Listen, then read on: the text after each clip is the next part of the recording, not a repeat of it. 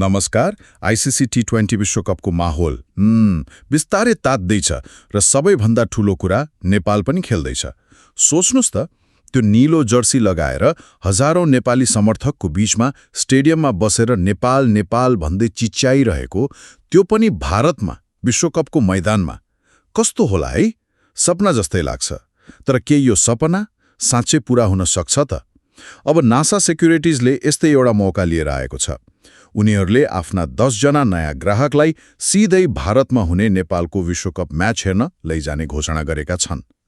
तर जब कुनै कुरा सित्तैमा जस्तो सुनिन्छ नि, त्यहाँ सधैँ केही न केही लुकेको हुन्छ। आज हामी यही अभियानको, भनौँ र, नालीबेली खोतल्नेछौँ। यो सुन्दा जति आकर्षक छ, के साँच्चै त्यस्तै हो? यसमा कसले कसरी भाग लिन पाउँछ र त्यो सबै खर्च कम्पनीको भन्ने कुरामा कति सत्यता छ?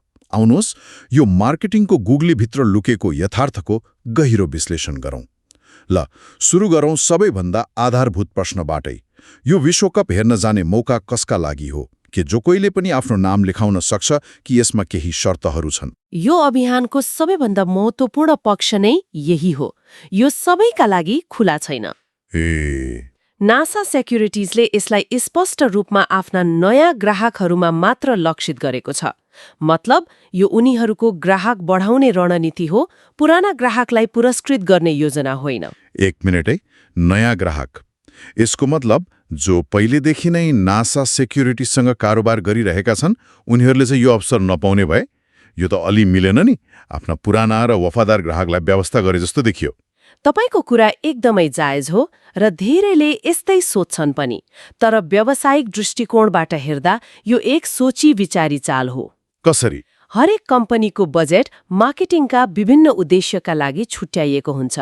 अब यो अभियान स्पष्ट रूपमा नयाँ ग्राहक वृद्धि गर्ने श्रेणीमा पर्छ।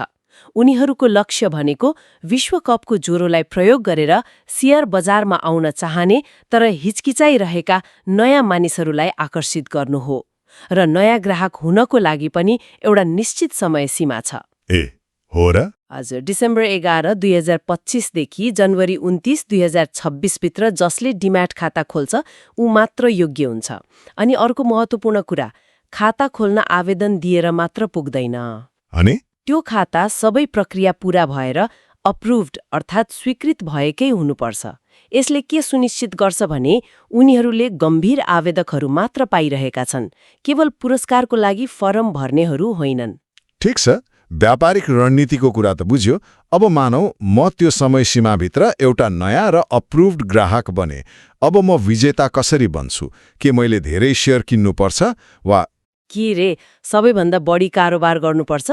यहाँनिर नै यो अभियान निकै रोचक बन्छ। धेरैले सोचे जस्तो यो कुनै लगानी वा कारोबार प्रतियोगिता होइन। होइन। होइन। यदि त्यसो हुन्तो हो त धेरै पैसा भएका वा अनुभवी लगानीकर्ताले मात्र जित्ने सम्भावना हुन्थ्यो नि। त्यसले त नयाँ र साना लगानीकर्तालाई निरुत्साहित गर्थ्यो। यसको सट्टा उनीहरूले पूर्ण रूपमा भाग्यमा आधारित प्रणाली अपनाएका छन्। एक लक्की ड्र। लक्की ड्र हो, लक्की ड्र। यसको मतलब तपाईले तोकिएको अवधिमा खाता खोल्नुभयो र त्यो स्वीकृत भयो भने तपाईँ स्वतः ड्रमा सामेल हुनुभयो। 1 रुपैयाँको पनि कारोबार गर्नु पर्दैन। यसले सबै योग्य सहभागीहरूलाई जित्ने बराबर अवसर दिन्छ। यो मनोवैज्ञानिक रूपमा निकै चलाख कदम हो, किनकि यसले प्रवेशको बाधालाई, मतलब ब्यारियर टु एन्ट्रीलाई शून्य बनाइदिन्छ। लक्की ड्र, यो त साँच्चै सोचे भन्दा फरक रहेछ। यसले त खेललाई सबैका लागि खुला र निष्पक्ष बनाइदियो। तर यो ड्र कहिले र कसरी हुन्छ, यसमा पारदर्शिताको कुरा कस्तो छ? नत्र त आफ्ना मान्छेलाई पारे भन्ने आरोप लाग्न सक्छ नि। हो नि, त्यो कुरा आउँछ नै। पारदर्शिताको पक्षलाई उनीहरूले विशेष ध्यान दिएको देखिन्छ। विजेताहरू साप्ताहिक रूपमा छनौट गरिनेछन्। साप्ताहिक? हजुर। तालिका अनुसार जनवरी 9, 16 र 23 मा 2-2 जना विजेता छानिनेछन् र अन्तिम हप्ता जनवरी 30 मा चाहिँ एकैपटक 4 जना विजेताको घोषणा हुनेछ। एकैछिन, अन्तिममा 4 जना किन? केही विशेष कारण छ कि? हो, उनीहरूको जानकारीमा एउटा रमाइलो कुरा के छ भने खासमा जनवरी 2 मा पनि 2 जनाको ड्र हुनुपर्ने थियो। तर केही प्राविधिक कारणले त्यो हुन सकेनछ। त्यसैले त्यस दिनको कोटालाई अन्तिम हप्ताको ड्रमा सारिएको हो। त्यसैले हो, यसले गर्दा अन्तिम ड्र अझै रोमाञ्चक हुने देखिन्छ र तपाईले पारदर्शिताको कुरा गर्नुभयो त्यसका लागि उनीहरूले हरेक ड्र फेसबुकमा लाइभ गर्ने बताएका छन्। लाइभ नै? हजुर, अझ महत्त्वपूर्ण कुरा, ड्र हुनुभन्दा अगाडि योग्य ग्राहकहरूको क्लाइन्ट कोडको सूची फेसबुक लाइभको क्याप्सनमा प्रकाशित गरिनेछ। यसले गर्दा सहभागीले आफ्नो कोड सूचीमा छ कि छैन भनेर आफै जाँच्न सक्छन्। ल, छनौट प्रक्रिया त भाग्यमा भर पर्ने भयो र त्यो पारदर्शी पनि देखियो। अब मानौ कसैको भाग्य चम्क्यो र उसले जित्यो भने उसले के पाउँछ त?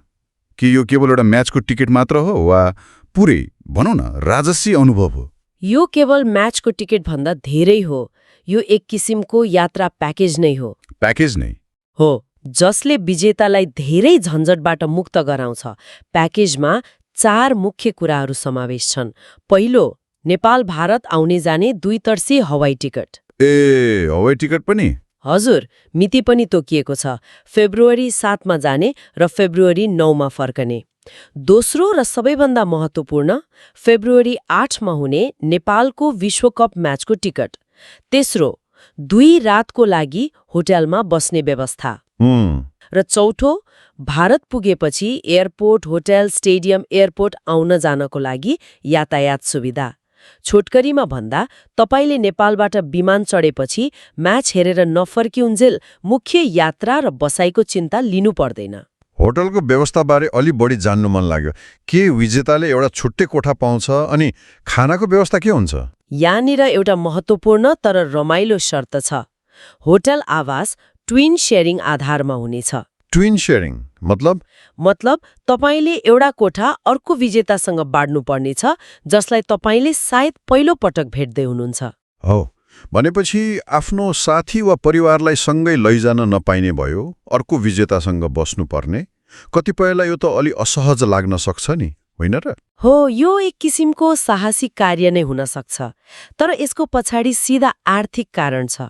ट्विन शेयरिङले कम्पनीको प्रति विजेता आवास लागतलाई सिधै आधाले घटाइदिन्छ। यो मार्केटिङमा पर्सिभ्ड भ्याल्यु र एक्चुअल कस्ट बीचको खेल हो। प्याकेज सुन्दा ठूलो र भव्य लाग्छ, तर यस्ता साना साना कुराले कम्पनीको खर्चलाई नियन्त्रणमा राख्छ। अनि खानाको कुरा नि? खानाको कुरा गर्दा प्याकेजमा होटलको बिहानको खाजा मतलब बेड एन्ड ब्रेकफास्ट मात्र समावेश छ। ल, प्याकेजमा के छ भन्ने त थाहा भयो, तर यस्ता अफरहरूमा सधैँ त्यो नदेखिने सानो अक्षरमा लेखिएको टर्म्स एन्ड कन्डिसन्स अप्लाई भन्ने कुरा महत्त्वपूर्ण हुन्छ। त्यसो भए यो प्याकेजमा के कुराहरू चाहिँ समावेश छैनन्? विजेताले आफ्नो गोजीबाट के कुरामा खर्च गर्नु पर्ला? यो प्रश्न सबैभन्दा महत्त्वपूर्ण हो।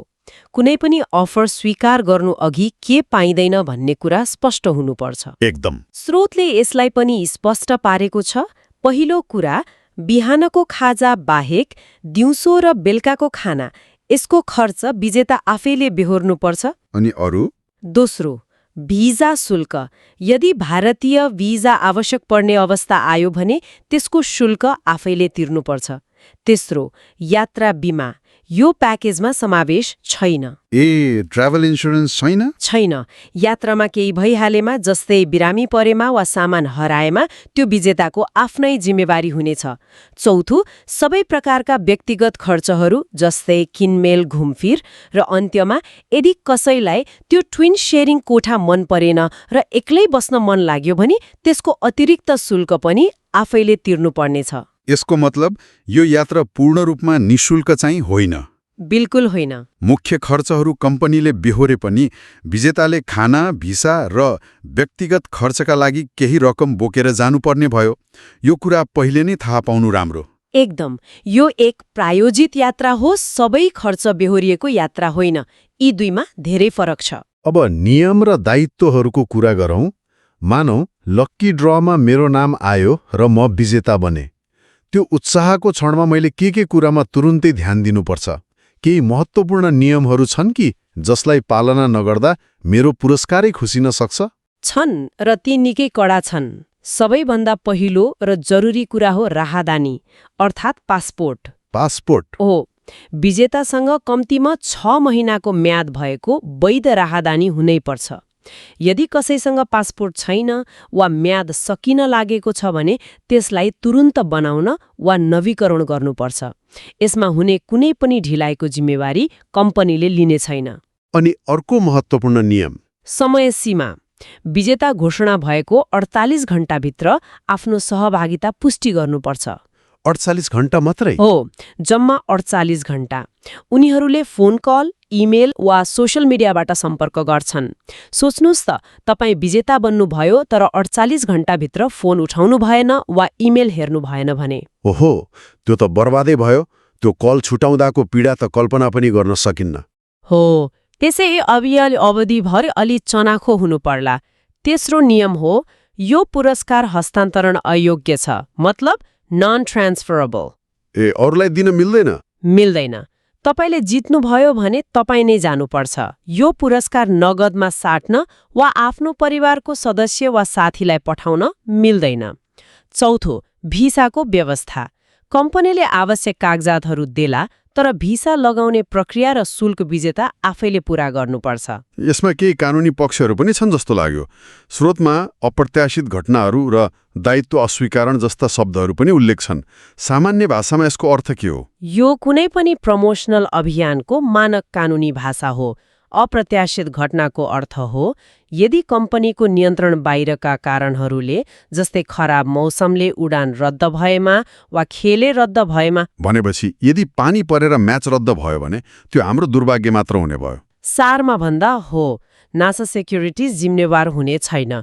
यो सुन्दा अलिक कठोर लाग्न सक्छ, तर कम्पनीले आफ्नो नियन्त्रण बाहिरका कुराहरूको जोखिम लिन सक्दैन। सही हो। त्यसै गरी दायित्व अस्वीकारणको अर्थ हो यात्राको क्रममा हुने कुनै पनि व्यक्तिगत चोटपटक, स्वास्थ्य समस्या वा सामान हराएमा कम्पनीले त्यसको दायित्व लिने छैन। यसैकारण यात्रा बिमा व्यक्तिगत रूपमा गर्न सिफारिस गरिन्छ। अनि अन्ततः कम्पनीले कुनै पनि बेला अभियान परिमार्जन वा रद्द गर्ने अधिकार पनि सुरक्षित राखेको छ। यो पनि एक मानक शर्त नै हो। ल, आजको छलफलको सारमा भन्नुपर्दा यो नासा सिक्युरिटिजको अभियान नयाँ ग्राहकहरूका लागि साँच्चै नै एउटा रोमाञ्चक अवसर हो। तर यो अवसरसँगै केही स्पष्ट जिम्मेवारीहरू पनि जोडिएर आउँछन्। एकदम। यसमा पारदर्शी लकी ड्र प्रक्रिया छ, जसले सबैलाई बराबर मौका दिन्छ। पुरस्कार प्याकेज आकर्षक छ, तर यो पूर्ण रूपमा सबै खर्च भेरिएको चाहिँ होइन। विजेताले आफ्नो पासपोर्ट, भिसा, केही व्यक्तिगत खर्च र सबैभन्दा महत्त्वपूर्ण त्यो 48 घण्टे सम्पर्क समय सीमाप्रति सजग हुनुपर्छ। एकदम सही। यो एक मार्केटिङ अभियान हो, परोपकारी योजना होइन। यसको उद्देश्य स्पष्ट छ, विश्वकपको भावनात्मक लहरलाई प्रयोग गरेर आफ्नो ग्राहक सङ्ख्या बढाउनु, र यसमा केही गलत पनि छैन। अन्त्यमा एउटा विचारणीय प्रश्न छोडेर जाउँ। नासा सिक्युरिटिजको नारा छ, इन्भेस्ट, ग्रो, सक्सिड, अर्थात् लगानी गर्नुहोस्, वृद्धि गर्नुहोस्, सफल हुनुहोस्। हजुर। यो अभियानले क्रिकेटप्रतिको हाम्रो गहिरो लगाव र राष्ट्रिय गौरवको भावनालाई लगानी जस्तो तार्किक र आर्थिक निर्णयसँग जोडेको छ। यसले हामीलाई सोच्न बाध्य बनाउँछ। हाम्रो व्यक्तिगत रुचि, खेलकुदप्रतिको हाम्रो जुनून र यस्ता ठूला सांस्कृतिक घटनाहरूले हाम्रो वित्तीय निर्णयहरूलाई कसरी र कतिसम्म प्रभाव पार्छन्। के यस्तो अभियानले हामीलाई साँच्चै लगानी गर्न प्रेरित गर्छ वा केवल क्षणिक आकर्षणमा अल्झाउँछ? र एउटा आकर्षक मार्केटिङ योजना र हाम्रो लगानी रणनीतिलाई असर गर्न सक्ने त्यो भावनात्मक आकर्षण बीचको पातलो रेखा हामीले कसरी छुट्याउने, यसमा विचार गर्नुहोला।